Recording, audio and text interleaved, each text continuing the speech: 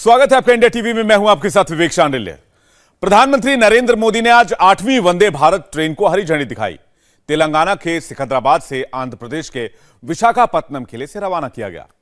Vande Bharat policy को 24 के चुनाव में मोदी का बड़ा दाव माना जा रहा है। वंदे भारत के जरिए मोदी ऑल इंडिया लेवल पर अपने विकास मॉडल को पहुंचा रहे हैं। मोदी वंदे भारत ट्रेन को हरी झंडी दिखा रहे हैं, लेकिन उनके विरोधी लाल झंडी लेकर खड़े हैं। नरेंद्र मोदी को हराने का फॉर्मूला बना रहे हैं। जिस फॉर्मूले की बात कर रहे हैं उसे दीदी की पार्टी ने बनाया है। दीदी की पार्टी के एक बड़े नेता का दावा तक यहां तक है कि इस फॉर्मूले पर अगर विपक्ष चला तो 24 में मोदी को हराना मुमकिन है। लेकिन मोदी के पास भी कई फॉर्मूले हैं, जिसमें सबसे ज्यादा हेडलाइन में वंदे भारत वाला फॉर्मूला है।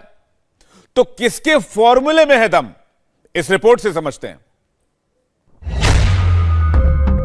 क्या नरेंद्र मोदी को हराने का कोई फार्मूला बनाया गया है?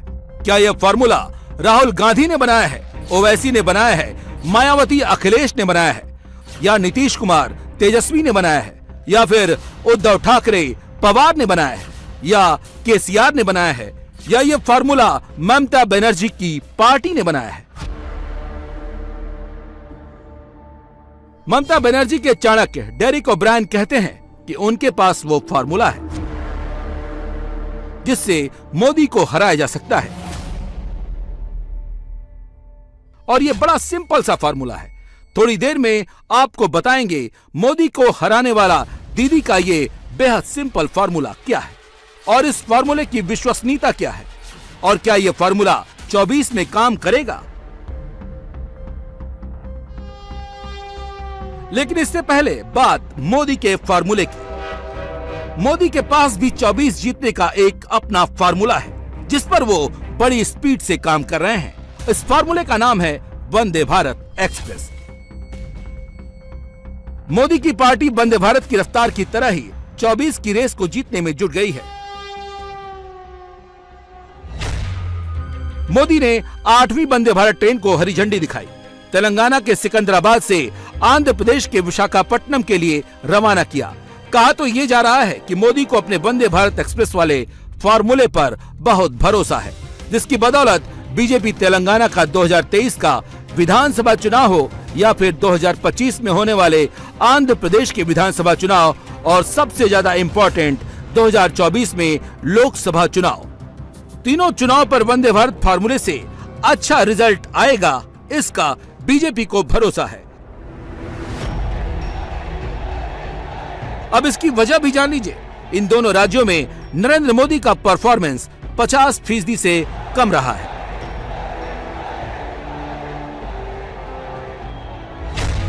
तेलंगाना में लोकसभा की 17 सीट है। 2019 में केसीआर का स्ट्राइक रेट 53% रहा है, जबकि कांग्रेस का सिर्फ 17.6% और बीजेपी का 23.5%। वहीं आंध्र प्रदेश में वाईएसआर कांग्रेस का स्ट्राइक रेट 88%, टीडीपी का 12% और बीजेपी कांग्रेस का तो यहाँ नामो निशान ही नहीं है। तेलंगाना में केसीआर का मुकाबला बीजेपी और कांग्रेस दोनों से है। केसीआर मोदी को डायरेक्ट ललकार रहे हैं। इसका मतलब साफ है, कांग्रेस को तेलंगाना में 23 और 24 की फाइट से बाहर रखना चाह रहे हैं और बीजेपी को लगता है कि दक्षिण में प्रवेश पाने के लिए 2023 में होने वाला तेलंगाना विधानसभा का चुनाव बहुत ज्यादा अहम है, जिसे अगर मोदी अपने जादू से खोल दिए तो उसका असर आंध्र प्रदेश पर भी पड़ेगा। आंध्र प्रदेश में बीजेपी के लिए चैलेंज तो बड़ा है। वहाँ चैलेंज वाईएसआर कांग्रेस और टीडीपी की मोहमाया भंग कर खाता खोलने का है। ऐसे में वंदे भारत एक्सप्रेस जैसा फॉर्मूला 2024 की रेस को जीतने में पूरी मदद जरूर कर सकता है।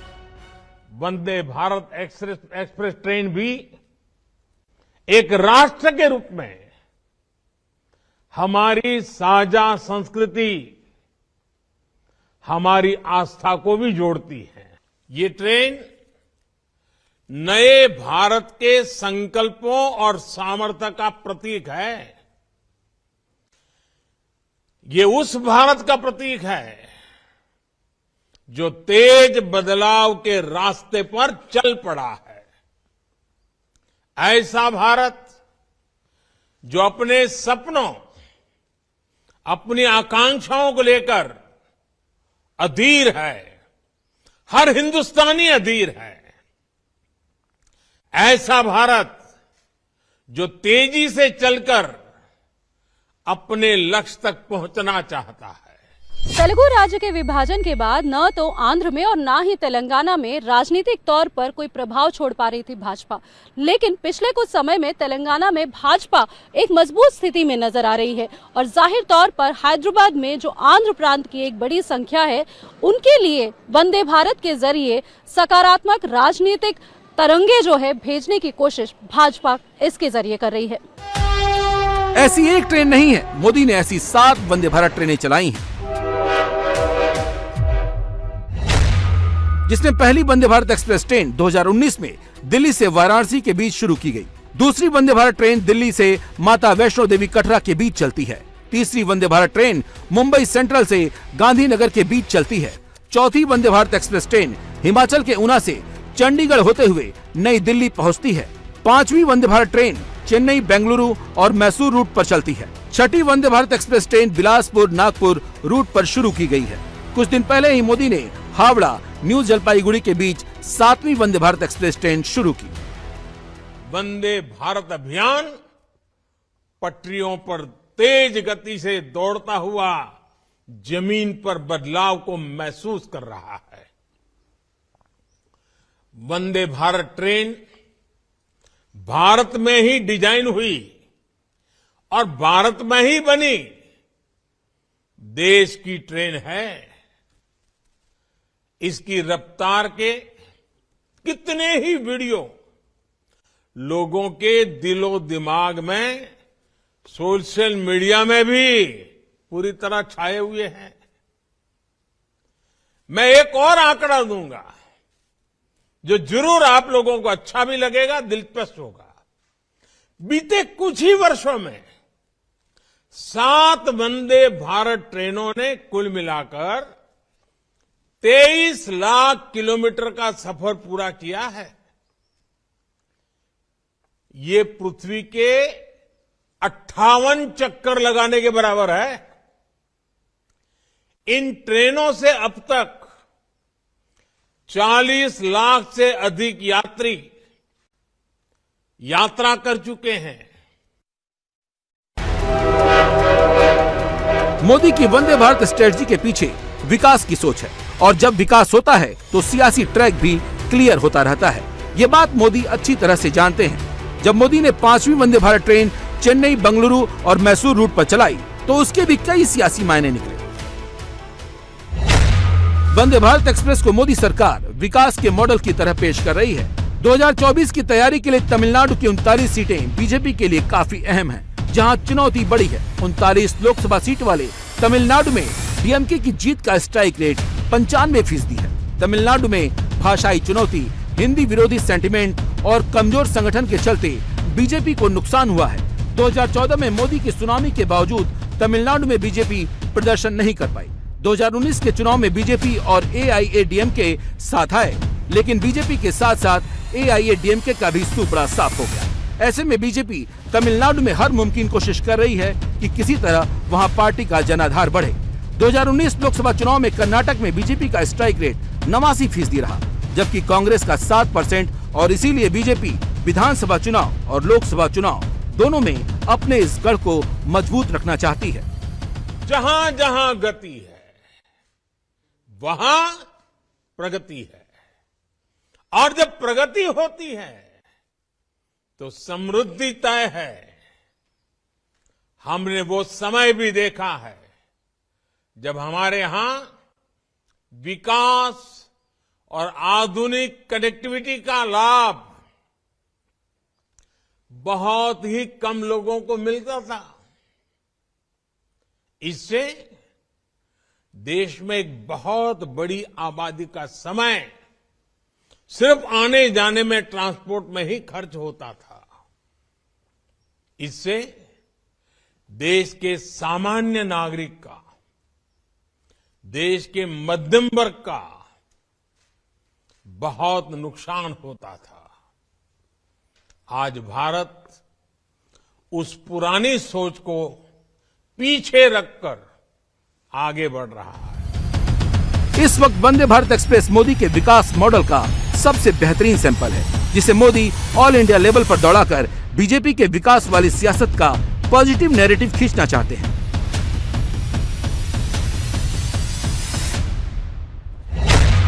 अगर आप मोदी की वंदे भारत नीति को देखें तो चाहे पहली वंदे भारत ट्रेन दिल्ली से वाराणसी रूट पर हो, जिसने पूरे यूपी को मोदी सरकार के विकास मॉडल का मैसेज दिया, जहां पर बीजेपी का स्ट्राइक रेट 82% रहा है। छठी Vande Bharat express train Bilaspur Nagpur route से शुरू हुई। छत्तीसगढ़ में भी चुनाव हैं और महाराष्ट्र में मिनी विधानसभा का चुनाव है। वंदे भारत को बीजेपी अपने विजन एक्सप्रेस के तौर पर पेश कर रही है। हमने देखा है कि 8 वर्ष पहले तक किस प्रकार भारतीय रेल को लेकर निराशा ही देखने सुनने को मिलती थी। सुस्त रफ्तार, गंदगी का अंबार, टिकट बुकिंग से जुड़ी शिकायतें, आए दिन होती दुर्घटनाएं, देश के लोगों ने मान लिया था कि भारतीय रेल में सुधार असंभव है। जब भी रेलवे में नए इंफ्रास्ट्रक्चर की बातें होती थी तो बजट के अभाव का बहाना बनाया जाता था, नुकसान की बातें होती थी। लेकिन साथियों, साफ नीयत से, ईमानदार नीयत से हमने इस चुनौती के भी समाधान का निर्णय किया। लेकिन जैसे जैसे ये ट्रेन नॉर्थ से साउथ की तरफ बढ़ती है, बीजेपी का स्ट्राइक रेट कम हो जाता है। प्रधानमंत्री का प्लान क्या है? मोदी चाहते हैं कि वंदे भारत की रफ्तार की तरह बीजेपी की सक्सेस की रफ्तार भी बनी रहे और इसीलिए मोदी वंदे भारत वाले फार्मूले पर बहुत सीरियस हैं। लेकिन मोदी के विरोधी भी चुप नहीं बैठे हैं। मोदी हरी झंडी दिखा रहे हैं तो विरोधी लाल झंडी लेकर अभी से खड़े हैं, जिसमें एक नाम बंगाल की मुख्यमंत्री ममता बनर्जी का भी है, जिनकी पार्टी के नेता डेरिक ओब्रायन ने मोदी को हराने वाला फार्मूला मार्केट में लॉन्च कर दिया है। डेरिक ओब्रायन ने बताया है कि इस फार्मूले का रिजल्ट 100% पॉजिटिव है, लेकिन यह फार्मूला काम तभी करेगा जब पूरा विपक्ष इस फार्मूले के हिसाब से चलेगा। इस फार्मूले में मोदी को पटखनी देने के लिए इन 7 राज्यों पर सबसे ज्यादा ध्यान देना होगा, जिसमें हिमाचल प्रदेश, पंजाब, पश्चिम बंगाल, तमिलनाडु, केरल, आंध्र प्रदेश और तेलंगाना शामिल है। मतलब इन 7 राज्यों पर फतह हासिल कर ली तो 240 का आंकड़ा छूना भी बीजेपी के लिए मुश्किल हो जाएगा। लेकिन टीएमसी के सियासी मैथमेटिशियन का दावा है कि उन्होंने ऐसे ही फार्मूले से पश्चिम बंगाल में बीजेपी को पटखनी दी थी, वो भी तब जब खुद मोर्चा मोदी और शाह ने संभाला था। बंगाल की जीत में लोकल मुद्दों पर ध्यान रखा गया, वोटर्स से किए वादों को पूरा करके और केंद्र की नीतियों के नुकसान को सही तरीके से पेश करके बीजेपी की चुनावी मशीन को रोका जा सकता है। 2019 के लोकसभा चुनाव में पश्चिम बंगाल की 42 में से बीजेपी ने 18 सीटों पर जीत हासिल की थी और इसी फार्मूले का इस्तेमाल अगर सही से हुआ तो 2024 में बीजेपी के लिए बंगाल से आधा दर्जन सीटें भी जीतना मुश्किल हो जाएगा और बीजेपी के लिए 12 सीटों का लॉस होगा और विपक्ष के लिए 12 सीटों का फायदा। मतलब शुद्ध लाभ 24 सीटों का होगा। और बिहार में भी जेडीयू, आरजेडी, कांग्रेस अगर साथ आए तो यहाँ भी बीजेपी का हाल ऐसा ही होगा।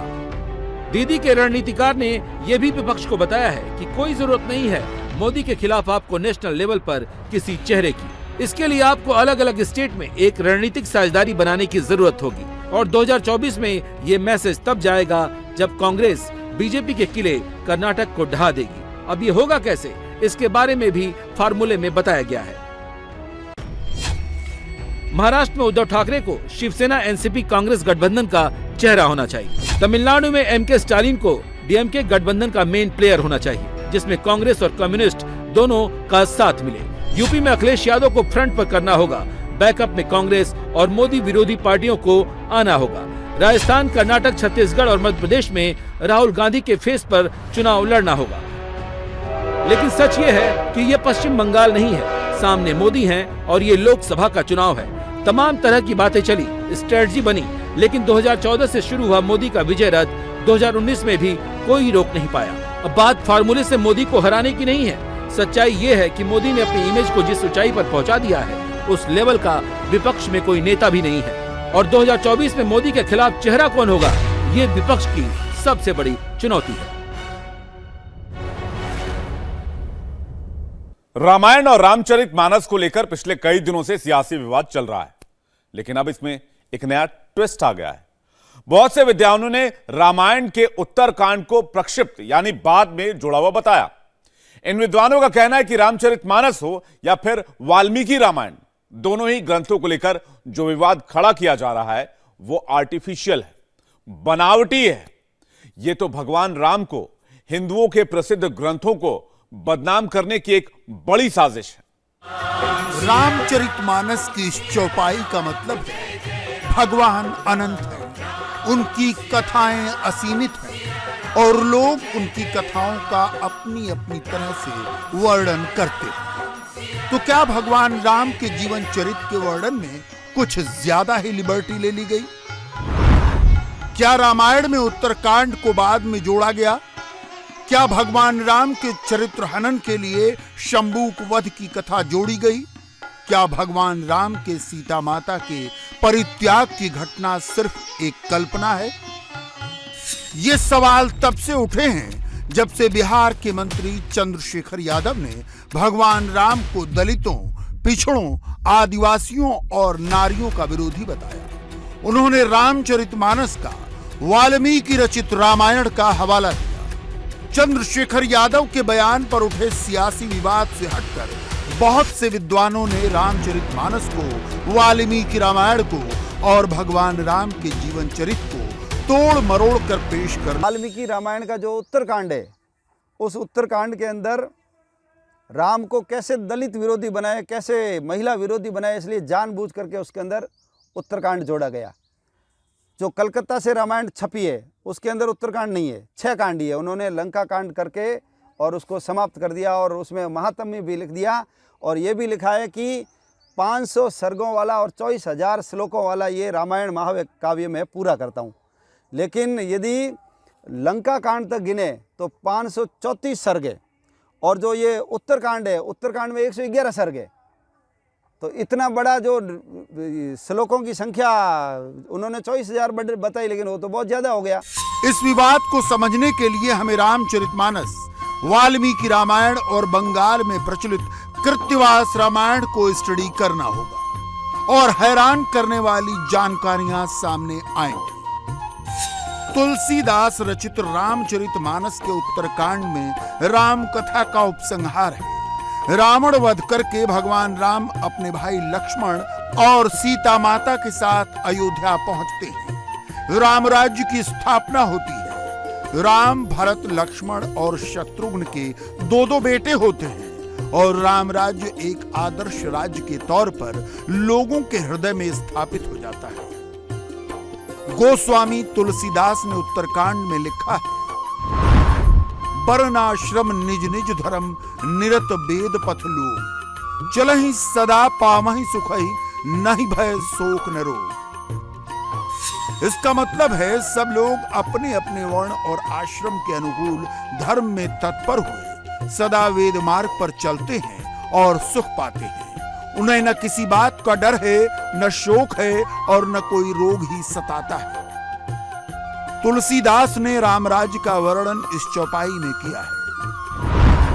दैहिक दैविक भौतिक तापा, राम राज नहीं काहु व्यापा, सब नर करहि परस्पर प्रीति, चलहि स्वधर्म निरत श्रुति नीति। मतलब ये कि रामराज्य में दैहिक दैविक और भौतिक ताप किसी को व्याप्त नहीं होते, परेशान नहीं करते। सभी इंसान एक दूसरे से प्रेम करते हैं और वेदों में बताई हुई नीति पर चलते हुए अपने अपने धर्म का पालन करते हैं। तुलसी रचित उत्तरकांड में न तो भगवान राम के सीता माता के परित्याग का जिक्र है और न ही शंबूक के वध का कोई हवाला मिलता है। फिर भी जब बिहार के शिक्षा मंत्री ने मर्यादा पुरुषोत्तम राम पर तरह तरह के आक्षेप लगाए, चंद्रशेखर यादव ने आरोप लगाया कि राम इस देश के दलितों, पिछड़ों और आदिवासियों के विरोधी थे। उन्होंने सीता माता का अपमान किया था।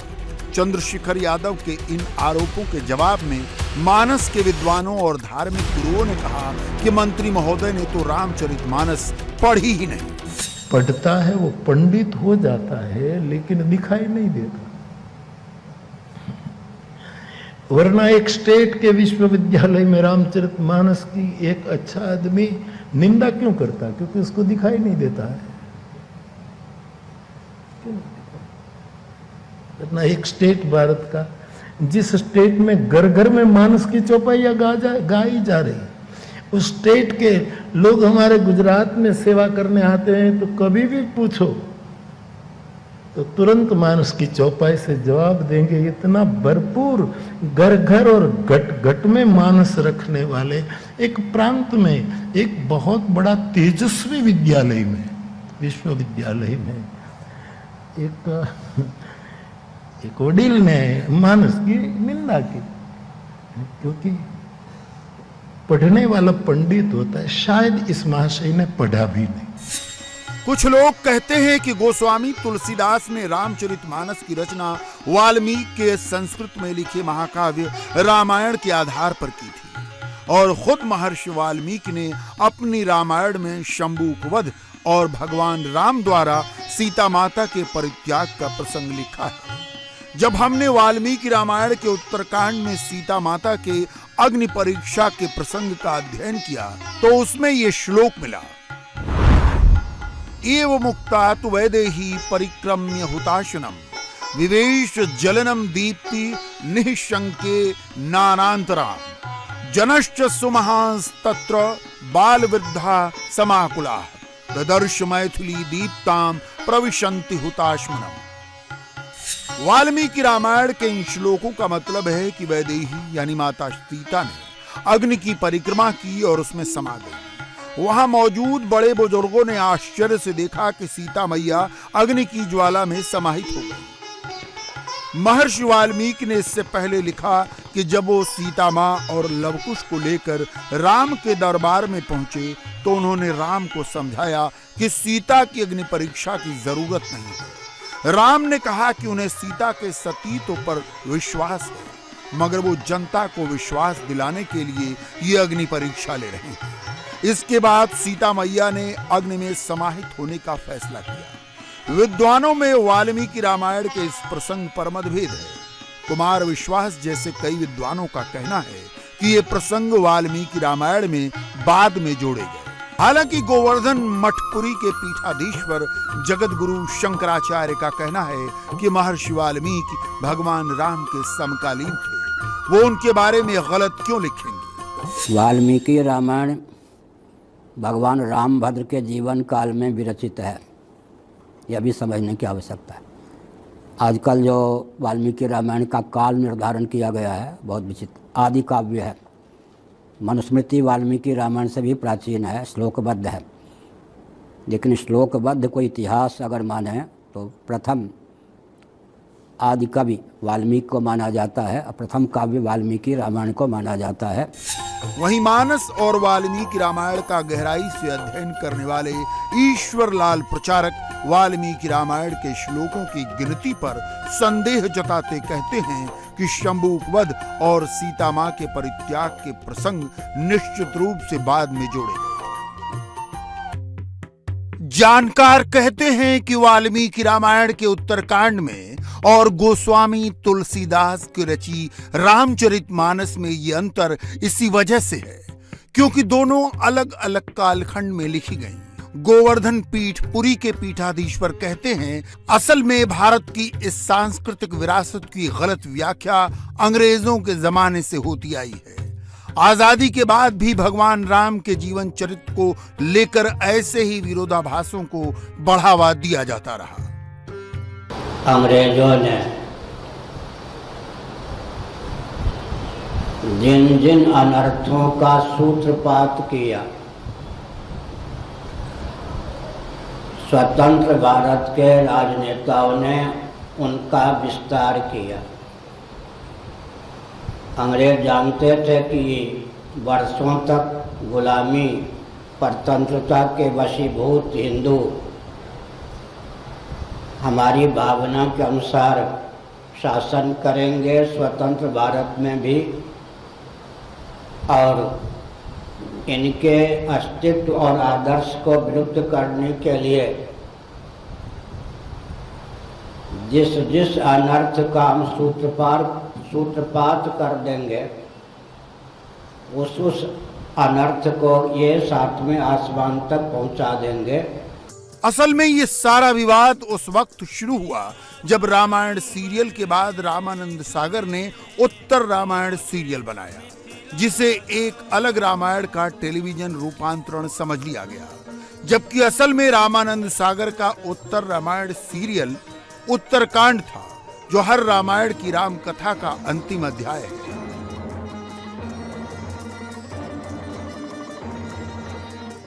मुरारी बापू कहते हैं कि जिसे भी मानस के कथानक और मर्म पर संदेह हो वो उनके पास आए, वो शास्त्रोक्त व्याख्या से उसे भी यकीन दिला देंगे।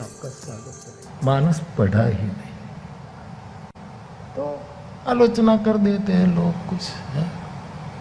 इससे क्या उसकी दया आती। मैं इस महाशय को निमंत्रण करूं, आपको जब समय मिले तो एक बार मेरी कथा में आ जाओ। हम अच्छे सोफा पर आपको बिठाएंगे और हमारे यजमान की ओर से एक फूलमाला पहना करके आपका स्वागत करेंगे और फिर कथा सुनिएगा। और तुलसीदास जी पर और तुलसीदास जी के ग्रंथ पर कम प्रहार नहीं हुए। मैं तो बहुत द्वेष मुक्त चित्त से इतना ही कहूंगा कि विश्वविद्यालय में आप रामचरित मानस की निंदा करते हैं, विश्व फलक पर किसी एक और धर्म की गली में जाकर एक और ग्रंथ का निंदा तो करो, जिंदा वापस आ सकते हो कि नहीं। वैसे भगवान राम को औरतों और दलितों का विरोधी बताने के लिए गोस्वामी तुलसीदास के रामचरितमानस की एक चौपाई का जिक्र बहुत होता है। ढोल गमार शूद्र पशु नारी सकल ताड़ना के अधिकारी। गोस्वामी तुलसीदास के ब्राह्मण होने और भगवान राम को स्त्री और दलित विरोधी बताने के लिए अक्सर इस चौपाई का हवाला दिया जाता है, लेकिन क्या इस चौपाई का जो शाब्दिक अर्थ निकाला जाता है वही इसका असल मर्म है? जानकार इसकी अलग अलग व्याख्या करते हैं। ये सुनिएगा, ढोल गवार शूद्र पशु नारी सकल ताड़ना के अधिकारी। इस चौपाई पर बहुत विवाद होता है। देखिए, श्री गोस्वामी तुलसीदास जी नारी विरोधी नहीं थे, वो स्वयं ही पत्नी के कारण बाबा बने। और जब श्री रामचरितमानस का प्रारंभ गोस्वामी तुलसीदास जी करते हैं तब क्या कहते हैं? वर्णानाम अर्थ संज्ञानाम रसानाम छंदसामपि मंगलानाम च कर्तारौ वंदे वाणी विनायकौ। रामचरितमानस का प्रारंभ ही वाणी मतलब सरस्वती जी, सरस्वती माता से गोस्वामी तुलसीदास जी प्रारंभ करते हैं। तो इससे सिद्ध होता है कि गोस्वामी जी नारी विरोधी। और आपने पूछा ढोल गवार शूद्र पशु सकल ताड़ना। ताड़ना का अर्थ तुम लोग जो है चाबुक समझ लेते हो कि जो है ताड़ना का अर्थ होता है कि लगो पिटाई। नहीं नहीं नहीं, गोस्वामी जी ये नहीं कह रहे। ताड़ना का मतलब है देखना। ढोल को देखकर नहीं बजाओगे, बेसुरा बजेगा। गवार व्यक्ति को के ऊपर नजर नहीं रखोगे, वह गवारपन अपना काम भी बिगाड़ देगा, तुम्हारा भी बर्बाद कर देगा। शूद्र जो सेवक हैं, सेवक पर नजर नहीं रखोगे वो चोरी कर लेगा। ढोल गवार शूद्र पशु के ऊपर नजर नहीं रखोगे वो भाग जाएगा, कोई चोरी कर ले जाएगा। पशु नारी के ऊपर भी अगर निगाह नहीं रखोगे तो वो भी गड़बड़ हो जाएगी। तो पीटना नहीं है, ताड़ना का अर्थ देखना है। हो सकता है कि गोस्वामी तुलसीदास की चौपाई की ये व्याख्या बहुतों के गले न उतरे। वामपंथी और दलित विचारक तो अरसे से भारत के प्राचीन ग्रंथों का विरोध करते आ रहे हैं। शायद इस विरोध का ही नतीजा था कि गोस्वामी तुलसीदास ने लिखा, होई हैं वही जो राम रचि राखा, को करि तर्क बढ़ावे साखा। यानी होगा वही जो भगवान राम चाहेंगे, ऐसे में किसी से बहस करके विवाद को क्यों बढ़ाना। नेपाल का एक और विमान आज हादसे का शिकार हो गया। नेपाल बीते 12 साल में 8 विमान हादसों का गवाह बन चुका है। जिस पोखरा एयरपोर्ट पर यह हादसा हुआ वो चीन की बेल्ट एंड रोड इनिशिएटिव के तहत बना है। बीती 1 जनवरी को ही इसका उद्घाटन हुआ था और आज 72 लोग इस एयरपोर्ट पर येते एयरलाइंस की लैंडिंग के दौरान काल के गाल में समा गए। हादसे के बाद नेपाल में 1 दिन के राष्ट्रीय शोक का ऐलान किया गया है। पीएम प्रचंड ने उच्च स्तरीय जांच के आदेश भी दे दिए हैं। मकर संक्रांति की सुबह नेपाल में मौत का मातम लेकर आई।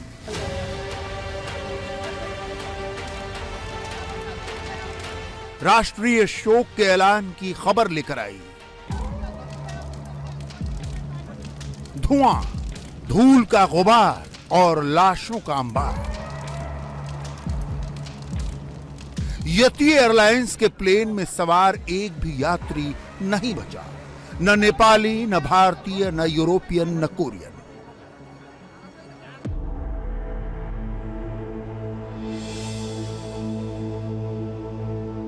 पोखरा को नेपाल का प्राकृतिक स्वर्ग कहा जाता है। हिमालय की तलहटी का स्वर्ग। यहां सबसे अधिक विदेशी सैलानी आते हैं। यही वजह है कि यहां अंतर्राष्ट्रीय हवाई अड्डा है। यति एयरलाइंस का जो प्लेन राजधानी काठमांडू से सैलानियों के स्वर्ग पोखरा की ओर उड़ान पर था, उसमें कुल 72 लोग सवार थे, 4 केबिन क्रू। इनके अलावा नेपाल के 53, रूस के 4, कोरिया के 2 और आयरलैंड, अर्जेंटीना, ऑस्ट्रेलिया और फ्रांस के 1 यात्री थे। एयर ट्रैफिक कंट्रोल की माने तो पोखरा एयरपोर्ट पर पायलट ने पहले पूरब की ओर से लैंडिंग की इजाजत मांगी। उसे इजाजत दे दी गई, मगर थोड़ी ही देर में पायलट ने पश्चिम की ओर से लैंडिंग की बात कही। उसे फिर इजाजत मिल गई, मगर इससे पहले कि विमान लैंड करता वो ओल्ड पोखरा और मौजूदा पोखरा इंटरनेशनल एयरपोर्ट के बीच क्रैश कर गया। विमान पोखरा हवाई अड्डे से 1.5 किलोमीटर दूर सेती नदी के पास एक गहरे खाई नुमा गड्ढे में दुर्घटनाग्रस्त हुआ। विमान के साथ आखिरी संपर्क 10:50 पर हुआ था। लैंडिंग के वक्त विमान क्रैश हो गया। विमान में आग लग गई। कुल 72 लोग विमान में सवार थे। 120 रेंजर्स और करीब 180 जवानों को राहत कार्य के लिए लगाया गया है।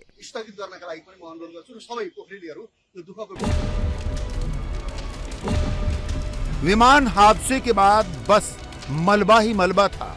तमाशाइयों की भीड़ थी और जैसे तैसे मलबे में लाशें तलाशती रेस्क्यू टीम थी। हालांकि जिन्हें तमाशाई माना जा रहा था वही बाद में मसीहाई हो गए। लाशें निकालने में इन लोगों ने रेस्क्यू टीम की पूरी मदद की। जहाज आसमान में ही गोते लगाता दिखाई दिया। जब वो तेजी से नीचे आने लगा, हम लोगों को शक हो गया तो हम लोग उस ओर भागे। जब जहाज जमीन से टकरा गया और उसमें आग लग गई तो हम लोगों ने उसके बाद रेस्क्यू टीम के साथ मिलकर लोगों को निकालना शुरू किया। हादसे में किसी के बचने की उम्मीद तो नहीं लगती है।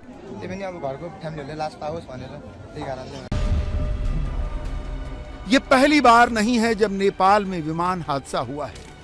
बीते 12 सालों में नेपाल में 8 बड़े विमान हादसे हो चुके हैं। 2010 से लेकर अब तक यहां 166 से अधिक लोगों की मौत हो चुकी है। 2022 में तारा एयरलाइंस का विमान क्रैश हुआ। इस दुर्घटना में 4 भारतीयों समेत सभी 22 लोगों की मौत हो गई। 2018 में US Bangla airlines flight 211 crash हुई। इस हादसे में 51 लोगों की मौत हो गई। 2016 में तारा एयर फ्लाइट 193 क्रैश हुई। विमान में 23 लोग सवार थे, कोई नहीं बचा। 2012 में सीता एयर फ्लाइट 601 क्रैश हुई, 19 लोगों की मौत हो गई। 2012 में ही अग्नि एयर डोर्नियर 228 क्रैश हुई। हादसे में पायलट समेत 15 यात्रियों की मौत हो गई। 2011 में बुध एयर फ्लाइट 103 क्रैश हुई। जहाज पर सवार सभी 22 लोग, जिनमें 10 भारतीय नागरिक शामिल थे, मारे गए।